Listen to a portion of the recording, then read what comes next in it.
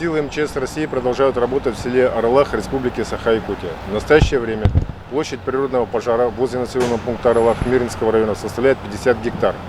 В селе работает аэромобильная группировка регионального управления МЧС России. Выставлены пожарные посты вдоль распространения фронта огня. Проводится постоянное маневрирование сил и средств. Из села Орлах временно отселено 54 человека. В настоящее время совершает перелет из Москвы самолет Ил-76 МЧС России для переброски лесопожарных формирований в количестве 102 человек. Всего на тушение данного природного пожара задействовано 125 человек личного состава и 34 единицы техники, в том числе 3 воздушных судна МЧС России.